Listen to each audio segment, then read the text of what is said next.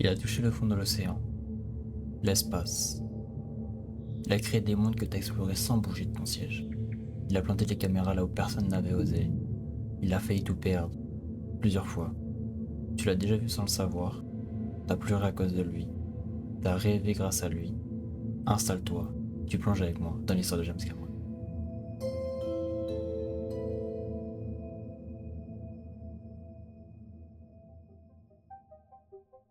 James Francis Cameron, de son vrai nom, né le 16 août 1954 à Kapotsikking, au fin fond du Canada, un coin paumé, entouré de neige, de nature et de silence, loin de Hollywood. Pas exactement le décor d'un futur roi du cinéma, et pourtant, il en rêvait déjà grand. Il a grandi dans une famille où la créativité et la logique se rencontrent. Sa mère, Sharon Cameron, est artiste et peintre, tandis que son père, Philip Cameron, est ingénieur. Entre l'art et la science, James Cameron trouve son inspiration dès son plus jeune âge, créant des mondes et des idées qui nourriront grandement sa carrière. Un peu plus tard, lors de son adolescence, lui et sa famille déménagent en Californie. Et là, tout change pour lui. Il a commencé les études de physique, il laisse très vite tomber. Il veut faire du cinéma, c'est déjà très clair dans sa tête, mais il connaît personne et dans ce milieu, les contacts y règnent. Alors il bosse, il devient chauffeur de camion, mais dans sa tête, non, c'est pas ce qu'il a rêvé. Des scènes, des dialogues, des mondes à tout va, des idées farfelues, folles. Et puis un beau jour, en 1977, il entre dans une salle de cinéma pour aller voir Star Wars. Et là, ça y est, il sait. Tu te souviens, toi, du choc que t'as eu la première fois que t'es allé au cinéma? Bah lui, c'était ça, c'était Star Wars. La plus grande saga, et il s'est dit, il peut faire ça mieux, différent, plus profond. Il en avait de l'ambition. Pour rappel, à ce moment-là, il a que 17 ans.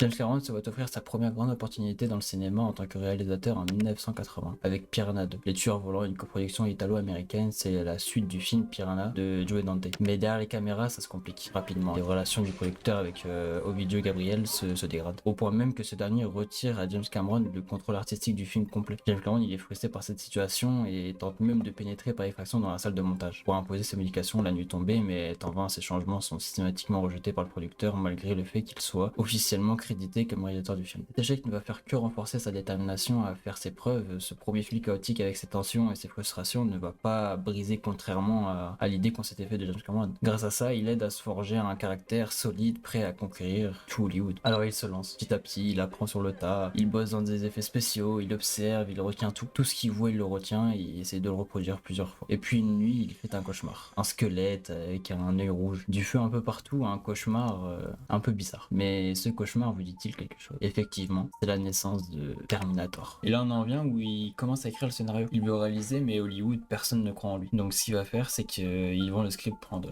$1 symbolique, mais ça reste $1. Pour lui, c'est le début de quelque chose. Bah, une seule condition, je le réalise moi-même. Et là, il le fait. The Terminator sort en 1984. Petit budget, idée de génie, succès mondial, d'un cauchemar, il en crée une icône. Et là, c'est que le début. Après Terminator, il enchaîne Alien, The Abyss, Terminator 2. À chaque fois, il va plus loin. Tu penses que c'est impossible? Lui, non. Il le fait. Essayons quand même. Il invente des techniques, il pousse les équipes, il met tout ce qu'il a dans chaque projet. Et puis il décide de faire le film le plus risqué de sa vie, Titanic. Tout le monde lui dit que c'est trop gros, trop long, trop cher. On lui dit même qu'il va couler avec son propre navire. Mais lui, il s'en fout, hein. Comme d'habitude, il continue, il y croit. Et toi, personne, tu sais comment ça se finit. 11 Oscars, 2 milliards au box-office, simplement un mythe du cinéma. Mais ce que tu sais peut-être pas, c'est qu'après ça, il s'est éclipsé. Il a passé plus de 10 ans de sa vie à préparer un nouveau monde. Il a inventé un nouveau monde en 3D, en motion capture. Il a inventé un langage, un monde que tu as sûrement visité sans quitter ton siège. Pandora, Avatar est né. Mais pendant que toi t'étais au cinéma, lui, il faisait pas ça. Il était ailleurs, il plongeait loin, profond, très profond. Il descendit à plus de 11 000 mètres sous l'eau à la fosse Marianne. L'homme qui a filmé les étoiles voulait explorer la Terre, jusqu'à son cœur. Aujourd'hui, James Cameron continue Avatar 2, bientôt le 3 dans les salles de cinéma, et d'autres expériences et de projets à venir. Il est toujours à la frontière entre le cinéma et la science, toujours entre le rêve et les machines. James Cameron n'est pas simple réalisateur, c'est un explorateur, un architecte de l'impossible comme tout le monde l'appelle. Et il rêve, il continue, il construit, et il te fait rêver avec lui. Et toi, t'es prêt pour le prochain voyage?